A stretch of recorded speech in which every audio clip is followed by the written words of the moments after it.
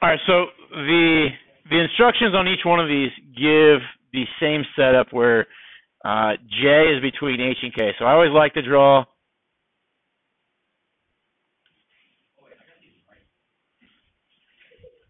Do you want to talk about them still?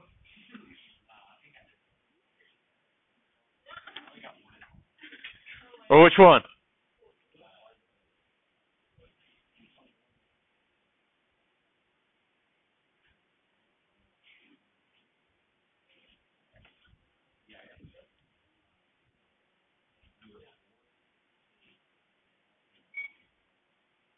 So you don't need to see these last handful?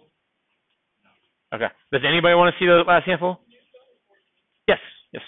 All right. So the setup in all four of them is the same: H, J, and K. Okay, and they're collinear. So the generic setup, and this I think, guys, is the safest thing to do, is to write down what is the segment addition postulate rule that governs the entire situation. Okay, and the idea is if I start at H and I walk to J, take a break, and then walk to K, the total I've walked would be HK, right? But that total is broken up as this initial distance HJ or H2J followed by another distance J to K. Okay? So the sum of these smaller parts should give me the total. Now it's just a matter, and I think it's important when we substitute to get in the habit. It's not a huge deal on this particular question, but when I substitute a quantity, I think it's a good idea to put that quantity in parentheses. It really only becomes an issue when there are like negative leading terms. And then HK is the same thing as KH, but we get something like that, right? All right, everybody? Now, the order of operations on this left-hand side tells me to look inside the parentheses and do any of the work that's inside parentheses first, but there's no work I can do there. And that basically tells me then, the same thing here, that these parentheses, even though I wrote them, they're really not of use to me. I'm going to go through then and look at my like terms. And my like terms on the left-hand side are 2x plus 3x, so that gives me 5x's. And then my other like terms are positive 5 and negative 7. So I add those together, I get negative 2 is then equal to 18, right? Okay. So that you're going to hear me talking about order of operations when we're solving equations. Usually you think about inverse operations when we're solving equations. I like to think about order of operations first so that I can identify all my like terms and then merge my like terms. And then once I've gotten that done on both sides, now I'm going to use the inverse operation strategy to isolate my variable. So I want to get that thing by itself, right? So what do I need to do first? Add 2 to both sides. Okay. And when I ask that question, and it's going to be all year long, there's no wrong answer to that. Okay. If you want to say you add 20 to both sides, 100%, yep, I can do that. Because you added the phrase to both sides, right? Okay. As long as you do something to both sides, you're going to be fine. Now, the hope is that we foreshadow a little bit and think, okay, I'm going to add something to both sides so that the left-hand side becomes simpler than what it currently was. So if I added 20 to both sides, I don't get something simpler. It gets a little bit more robust, okay? But there's no wrong answer. Now what are you going to do? Divide both sides by my coefficient of 5, and then x becomes 4, right? Now it asks you to go ahead and find these other segment lengths then, the smaller segments. So hj would be, what, 2 times 4 is 8, plus 5 is 13. And then this should end up being 5. And I can find that 5. I found that 5 quickly by just taking, well, okay, if they total 18, and I already got 13 for one segment, I should get 5 for the other, right? But if I substitute the 4 in and also get 5, think about how I did that. I got 5 two different ways, right? One by using subtraction of the facts that are up there, and one through substitution. And if I get the same answer to repeat, but go through it 2 different ways to generate, that's pretty good validation that I've done things right. Does that make sense? Okay. If I would have gotten that 5 to be like 12 through subtraction, and then got 5 through substitution, because the 12 and the 5 aren't the same, I would kind of revisit my math. Okay. One thing that high school students like to do when something is wrong is that once they find out that they're wrong, they just wipe everything away or erase everything, right? We do that. Okay. I'm guilty of that sometimes. Okay. I'll just crumple my paper up and throw it out. Okay. But a lot of times what you're going to find out is if you are wrong, and then you just go through the work line by line, okay, and see what errors you could have made. A lot of times it's, I subtracted 2 from both sides instead of added 2, okay? It's a very small, minute error that if you just erase things holistically, you're going to find out you're going to get confused, you're going to think you're struggling or you're terrible at this, and it's just one minor error. Does that make sense? So especially if you're going to come seek help from me, bring work. Don't erase things. Okay? I would rather see a page of incorrect work over nothing. Okay? Because with the incorrect work, we've got a starting point. I can see where our errors were. Yes. Okay. So the key about 7 and 8 is the phrasing that we have a certain point on the interior of an angle. Okay? So this is going to work out because the picture is just to structure your relationships. You can draw, your picture is going to be 100% different than mine. A lot of people maybe draw an angle like this, okay, which is fine. Okay, so they let that be like their U, T, and S. A lot of times if I have to draw the picture, I make my angle obtuse, even if it's not numerically obtuse, but it gives me more room to write things. Does that make sense? And I'm going to write this as U, T, and then S. Now they say R, and I drew that a little bit quick. They say R is on the interior. The reason they tell me that is because if I place R here on the interior of UTS, or here on that UTS, does that provide you RTU, which would be that angle there, right? Or I've got that angle over here. Does it provide you, which, just highlight here, RTU, STR. So STR would be that one there, or that one there. Okay. And then STU, which would be that whole angle, or that whole angle. Does that make sense? You see how 2 different pictures, but because I have R on the interior, I still get the blue one plus the green one is going to give me that overall biggest angle up there. Okay. Now, if I neglect that, if I don't pay attention to that, let's see here. So if I put,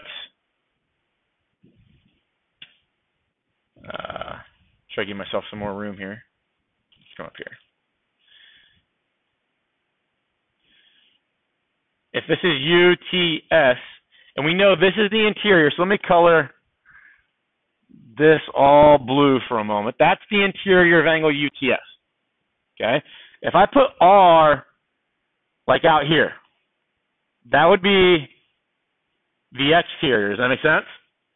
Now here's where we run into an issue off the information they gave us. RTU would be that right there. Okay, so that's, again, apologize, my mouse and everything's messed up. So RTU, that blue angle. Now let's do STR. STR would be the green. So S to T to R would be all of this green, right? I have to go back over that blue in a minute. Maybe. So that was blue. Okay. Now here's the question. Does that equal STU? And STU is this purple. Does the overall green stuff plus that blue cross-hatching angle, does that add up to that purple? No, it should add up to something much greater than that purple, right? So when we don't put R on the interior, we get an image that isn't supported by the angle addition postulate. So this does not have any geometric fact behind it. Okay, we need to have that criteria of R on the interior. So now, if we come back down here, I know the UTR, so measure of angle UTR plus the green angle RTS, that's going to equal the overall UTS.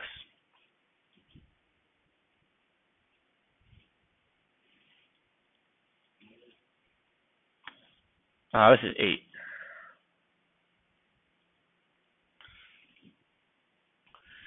And now we should be able to, so UTR, or I guess they call RTU, was 60 degrees. So I'm going to replace that with 60 degrees. Plus then RTS, or STR, 9x plus 1. And then UTS was the 16x plus 5. Combine like terms on both sides first, so 61 plus 9x equals 16x plus 5. I've been working with some of you individually and also working with some of my Algebra 2 students. A lot of people are struggling with the movement of variables across equal signs or constants across equal signs, okay? They want to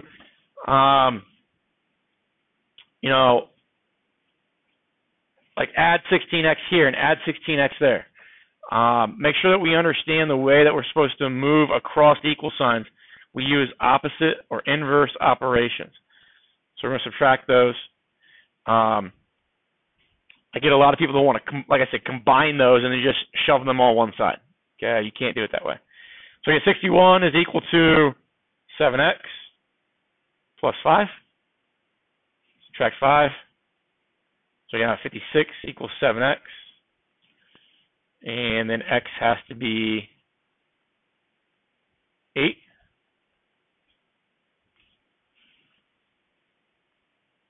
And then just make sure that you find what they're looking for. They want STR. So if I plug 8 in here, so I get 9 times 8 plus 1, that should give me 73 degrees.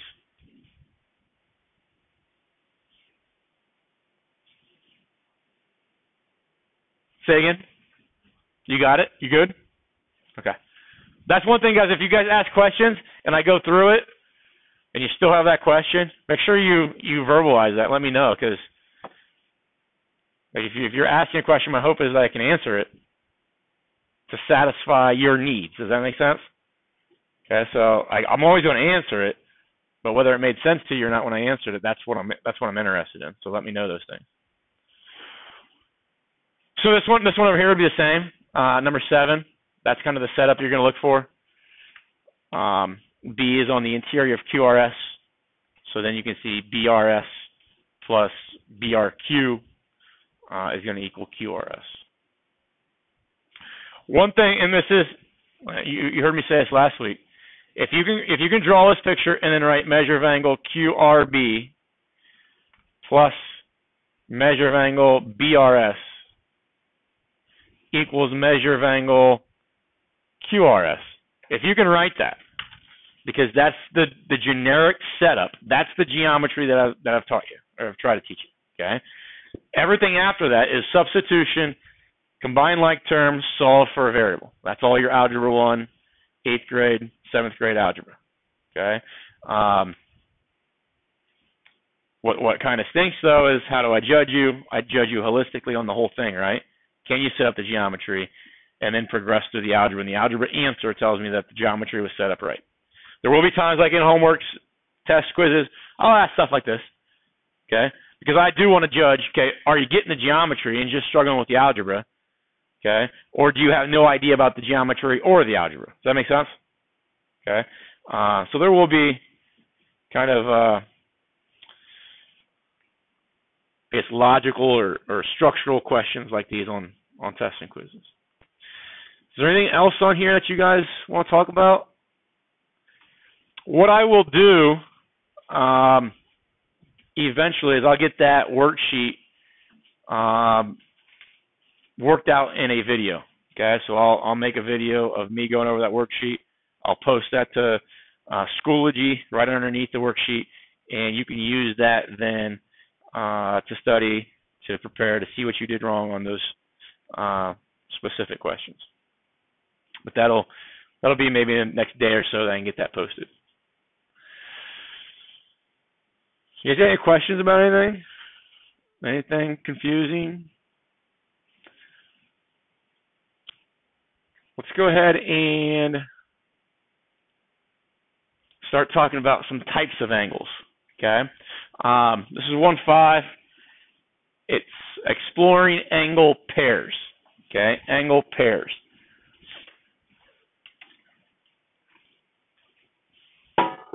How many is in a pair? 2. Okay, so exploring angle pairs is always talking about 2 angles. Okay, that's going to be a key concept for this entire section. And these, so early on, again, the mathematics a little bit different than every other course, okay, that you take. Like science, for instance, you guys might be talking about DNA 1 week, and then in 3 weeks you're talking about the water cycle, and then in 4 weeks you're talking about like lipids in your skin. Okay, you're talking about completely different concepts at certain durations of the year, right? Okay, where if you stunk at DNA, you might be, and understanding that kind of stuff, you might actually be okay later when you're talking about the water cycle or whatever. Okay, mathematics. Okay, what we learn today is paramount for what we're going to learn tomorrow. If I don't learn today's stuff, I'm not going to learn tomorrow's stuff. Does that make sense?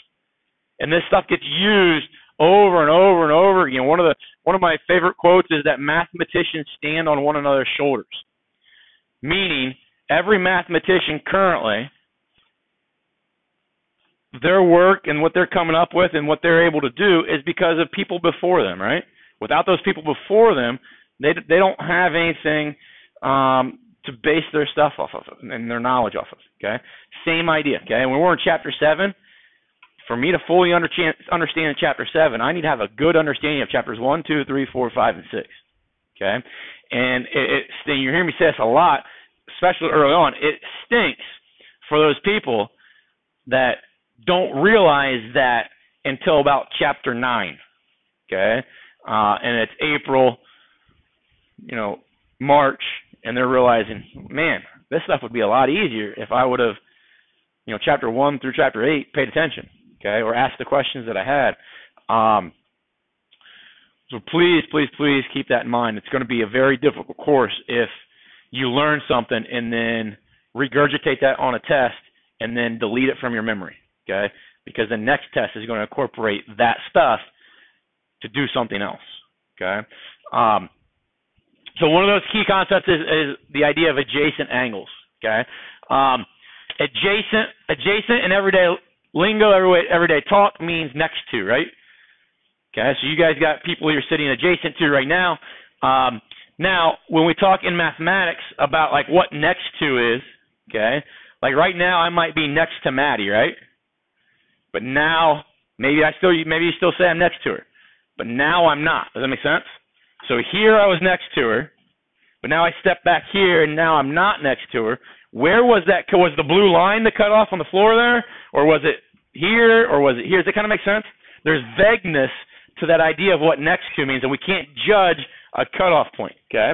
So if I say adjacent in mathematics just means next to, there's a lot of things that there's a gray area there, and we don't want gray area, okay?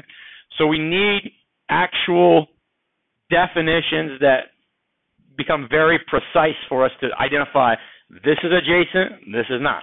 Okay, so 2 angles that share the same vertex, so they have to have the same vertex. They share a common side, and they have no interior points in common. Okay, those are the 3 pieces of criteria that you need for an adjacent angle. If you have contradicted any one of those three things, you do not have adjacent angles. Okay? So I've got some pictures here. I don't necessarily like them, so let's look at this. Bless you. All right, so would you agree that those two angles on the left are not touching? They're not doing anything, right? Okay? They are completely separate angles. On the right-hand side, I have made them share a vertex here of C. Okay? Would you agree that they both have, the orange angle and the blue angle, have that ray CF? So that's their common side. Okay? And when I highlight all the interior points, orange, okay, and then I highlight all the other interior points of angle FC, and I apologize for the notation here, it's not all that convenient to see. This is called F prime to C to F, okay? Do any of those blue points overlap any of these orange points? No. So that, because there's no overlap there, that shows us that those two angles share a common vertex C, share a common ray C F prime, and have no interior points in common. That is the image that we're looking for when we're looking at adjacent angles. Okay. Now, because angle sizes can change, that image can change a little bit. So I can have something like that. Okay. A lot of people like to see like the acute. Okay, when we say I ask you draw two adjacent angles, that's what a lot of people draw. Okay, we can draw something like that. Okay, we'll talk about what that means later on when we see this word linear pairs show up. So those are all adjacent angles. Does that make sense? Okay. Now, some things that are not adjacent angles. Let's see if we can mess around with this a little bit.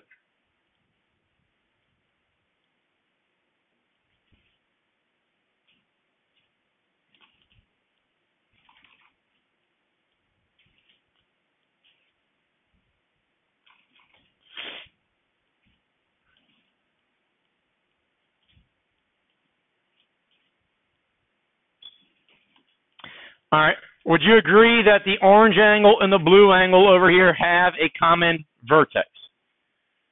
They share that same vertex, right? Do they have interior points overlapping? No. So none of the blue, none of the orange overlap. So they have no interior points in common. So that's good. We need to meet that criteria. But do they share a common side? Is there a side of the blue angle that is also a side of the orange angle? Does that make sense to everybody? So is this, for instance, that side right there, is that a side for the orange angle as well as the blue? No, and neither for that one. So all four of those rays kind of contradict that. So none of these sides are common for the two angles. So that would be a set of angles that are not adjacent. Does that make sense?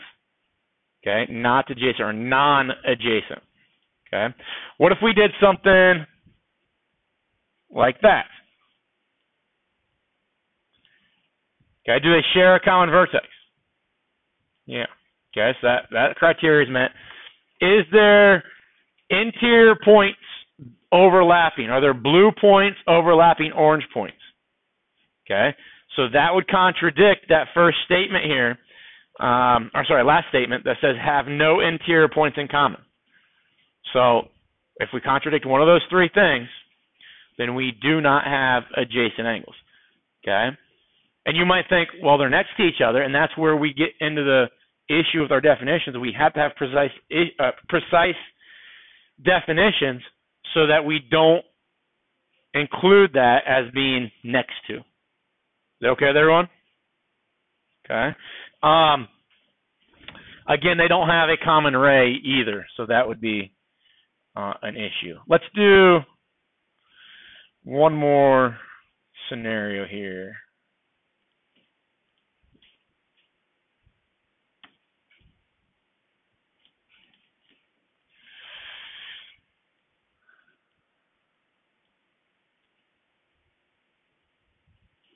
Okay, those two. Do they have any points in common? Does that blue angle have any points in common with that orange one? So no interior points in common, right? No overlap.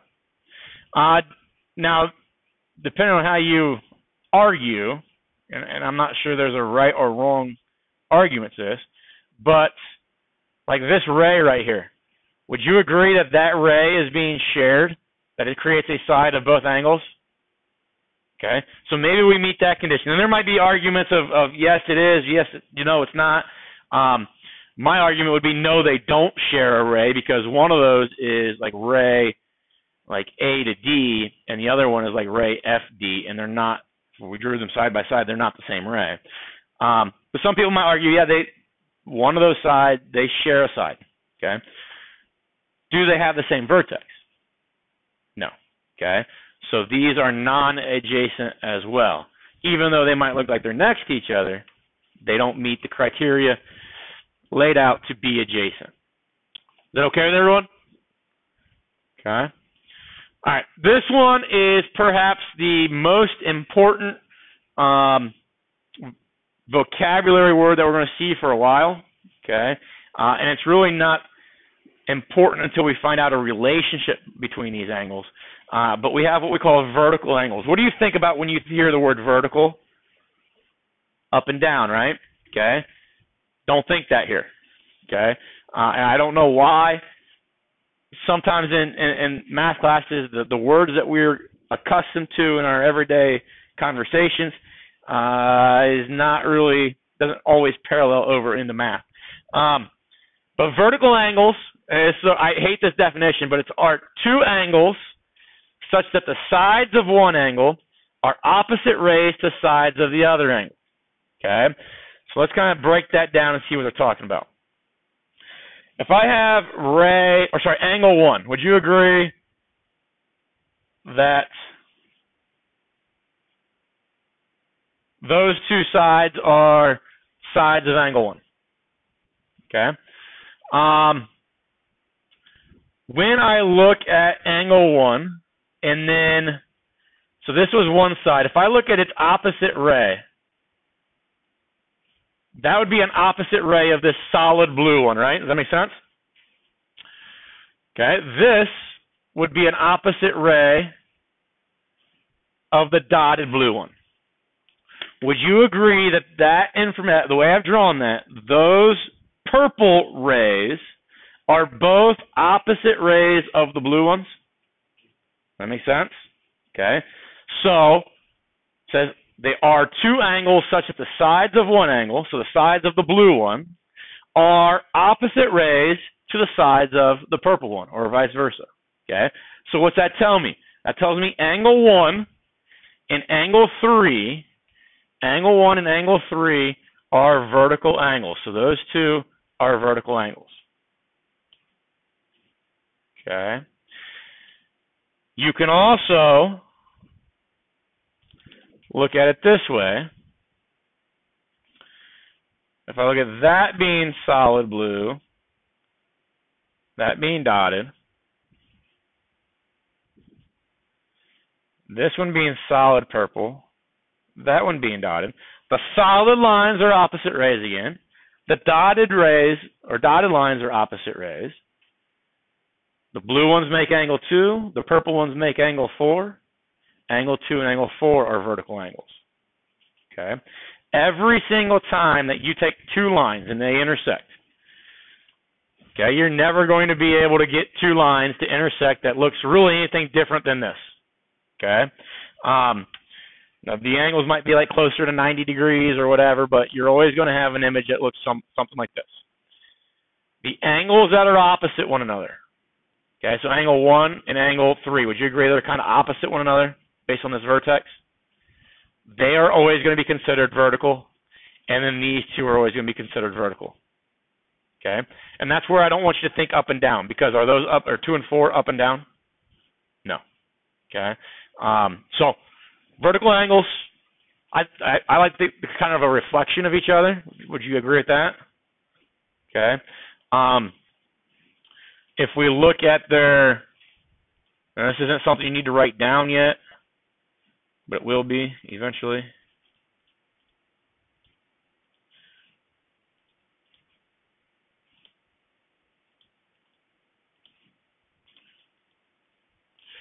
if I look at, let's say that angle right there, so that's 78.42 degrees. The angle that would be vertical to it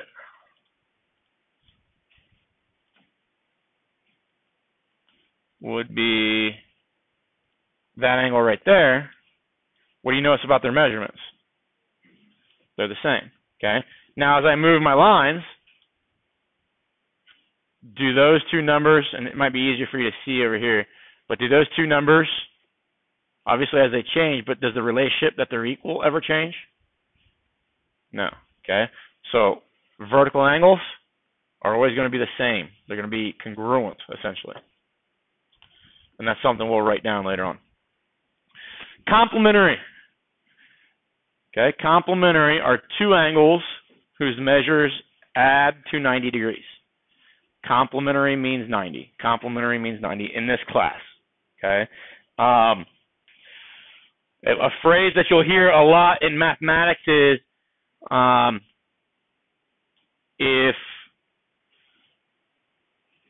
if I tell you, think about probability. If I tell you it's going to 70% chance of rain today, what's the probability that it's not going to rain?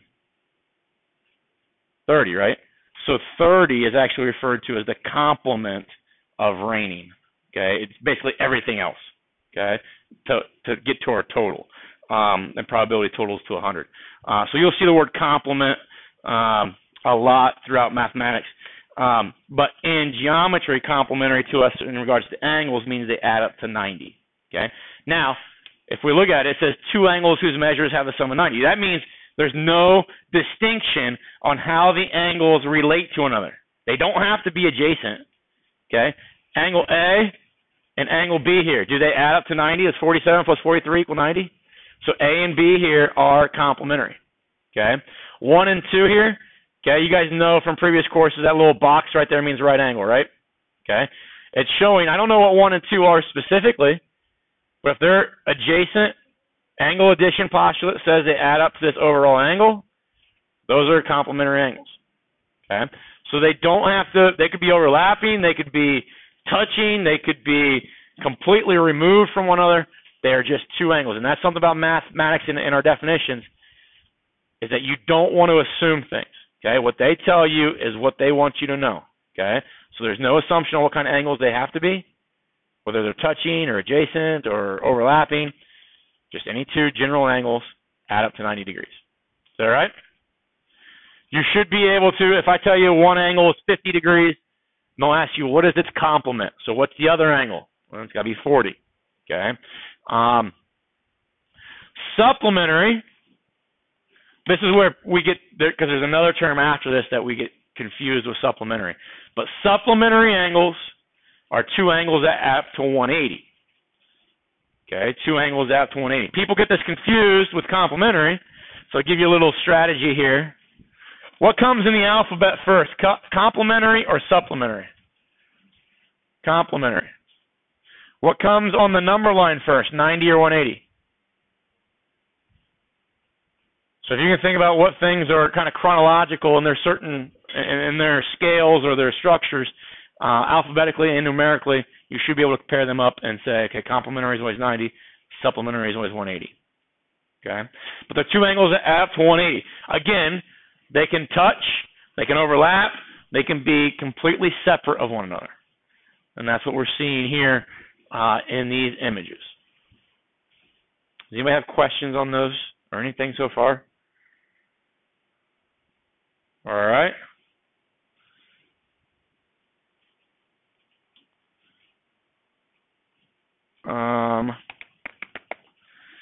Actually, I'm going to skip that for now. Come down here to linear pair, because this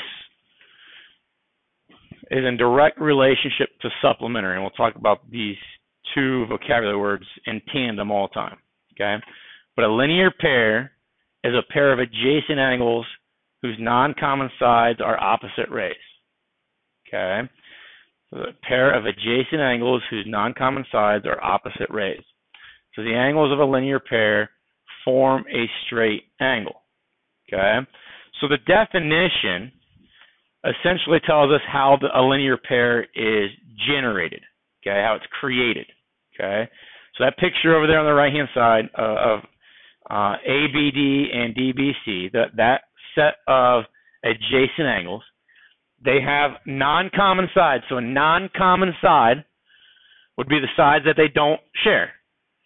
So that side and that side are not shared. Well, together, those non-common sides, do they form a line? They're opposite rays, right? So because of that, what should they add up to if they form a straight angle? 180. So because of that, then, we can say that if two angles form a linear pair, if they form a linear pair, then they are supplementary. Okay? That's called the linear pair postulate. If two angles form a linear pair, then they are supplementary. And the logic of that is, well, if they're a linear pair, that means they had to be adjacent, and they had to create a straight line. And we know straight lines add up to 180, but there are two angles, now that add up to 180, that automatically meets the definition of supplementary. Okay? So there's a lot of things here that we're kind of stacking together to come up with this statement. One thing I want you guys to realize is that linear pairs are supplementary, but supplementary angles are not linear pairs. Okay? You guys have all heard the phrase, is a square a rectangle or a rectangle a square, right? Okay, and we'll talk about how we answer that later on. But linear pairs are supplementary, but supplementary are not necessarily linear pairs. For instance, let's go back to this here.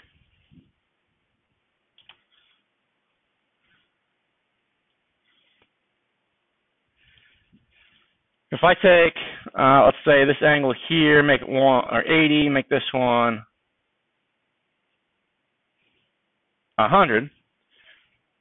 These two angles here on the left-hand side, would you agree that they are supplementary?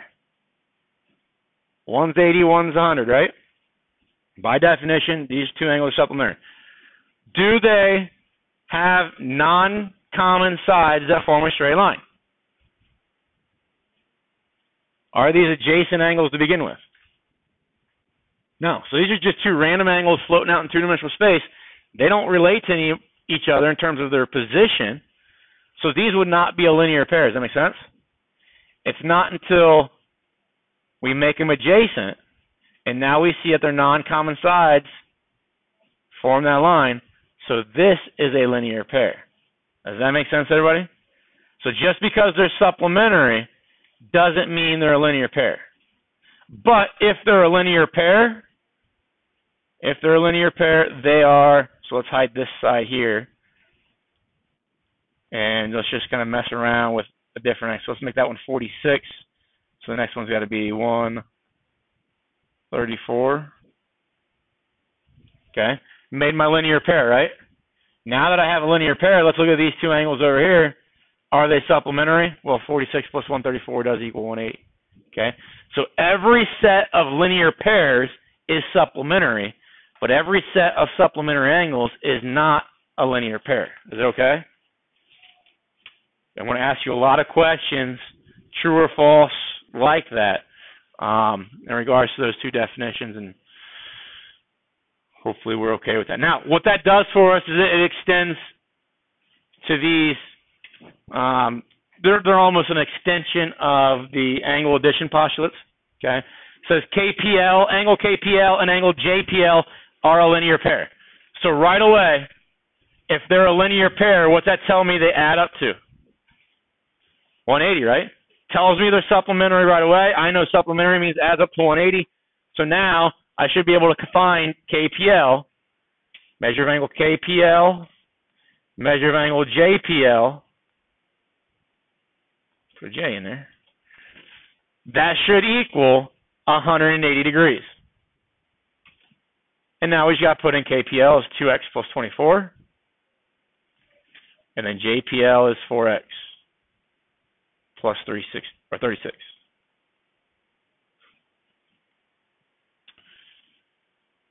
combine your like terms.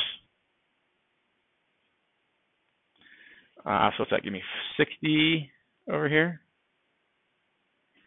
equals 180. 6x equals 120. X then is 20. Okay. Now, if x is 20, remember we want to answer the question. It doesn't ask us what x is. It asks us what are KTL and JTL. So when I plug in 20 back up here, I get 40 plus 24 is 64 for KTL. And then, 80 plus 36 is 116 for JTL. What's 116 plus 64?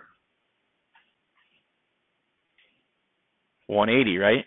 And that then reminds us or allows us to see we are right because 180, well, that's supplementary. We have a linear pair. They were supposed to be supplementary. It all kind of checks out. Is that something we can do? All right. Two more things here. Angle bisector. What does the prefix bi mean? Two. Okay.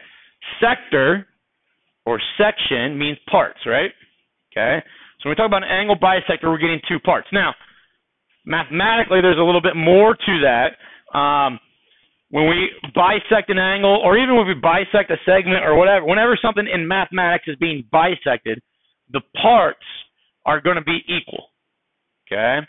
So we're going to bisect an angle. That means we're going to get two things that are equal. Okay? So for segments, we had like midpoints, right? Midpoints were kind of the point that took a segment and cut it into two equal parts. And then we could actually draw a line or a segment through that midpoint, and that line or segment, we call it the segment bisector. But with an angle, angles don't have midpoints. But there is still a tool that we can use to cut an angle into two equal parts. That tool is an angle bisector. Okay? So an angle bisector, you can kind of maybe make analogous or comparable to the midpoint of a segment. So an angle bisector means that you're going to get two angles that are congruent. Okay? So in this image, they're saying GH bisects angle FGI. So that tells me that that angle right there and that angle right there are congruent. If the angles are congruent, what's that tell me about their measurements, their degrees? They're the same. So one measurement says it's 3x minus 3, and the other one says it's 4x minus 14. And now we've got an equation that we can set up. We can solve that. What's that going to give me? 11.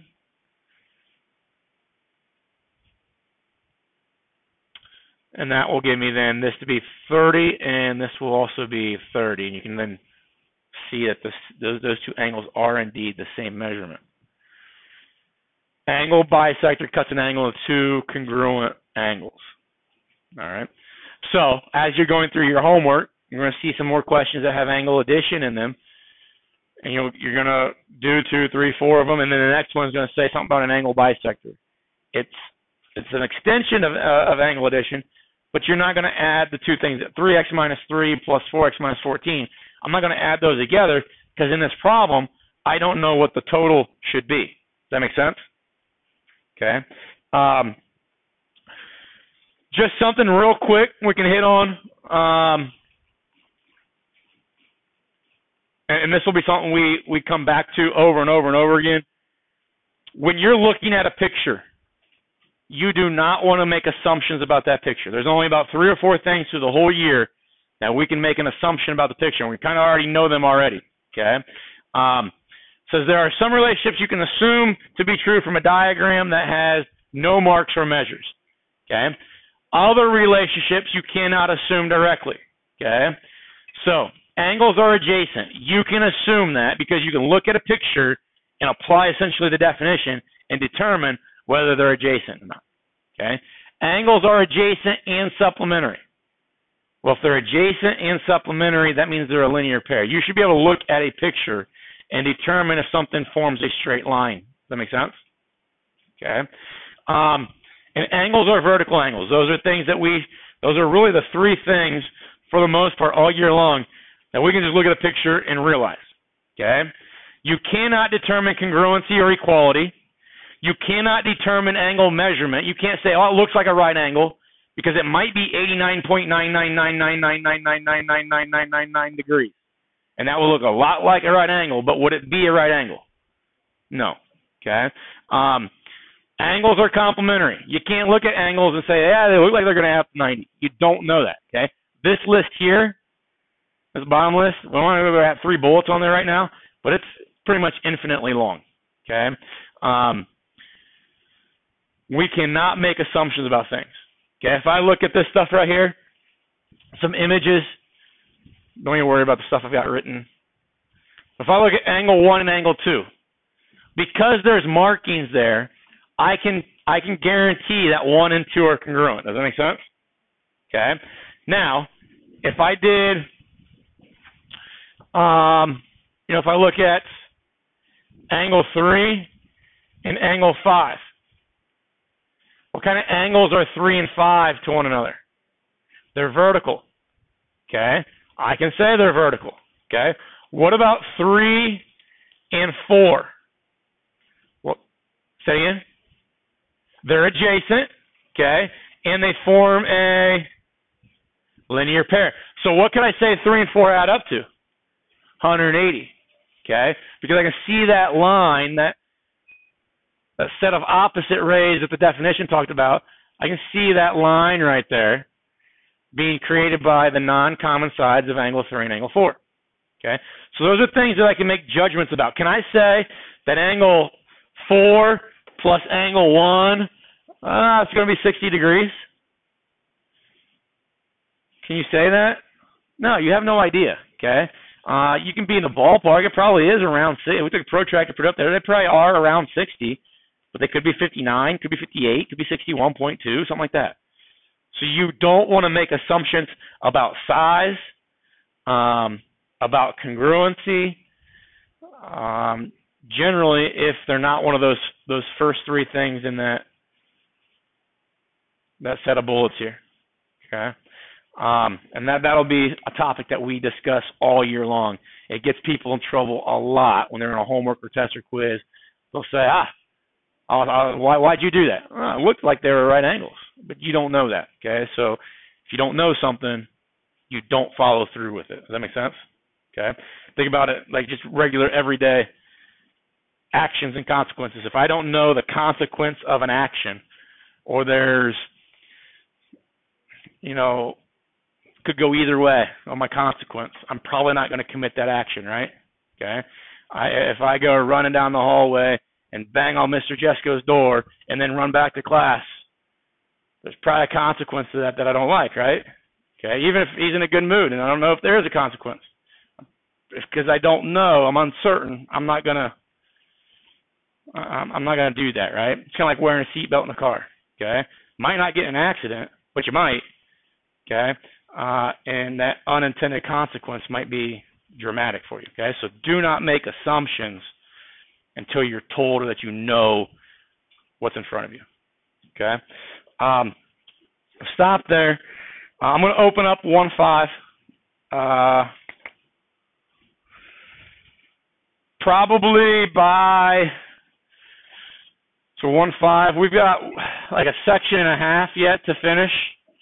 My hope is to wrap those up tomorrow and Wednesday. We can do some review on Thursday and then Friday. I know Friday is a 2-hour delay, but you guys will always have the full hour on Friday. Okay, so we will have our test over Chapter 1 on Friday. There's going to be some things during the week that we talk about, like an optional review, give you some essentially bonus extra credit type work that you can do. At the same time, prepares you for the test. And we get closer to Friday, we'll talk about a retake opportunity if you don't like your score on your first test. Okay, so those things are coming in the future. But today, 1-5, and that'll be due on Wednesday. 1-5 will be due Wednesday.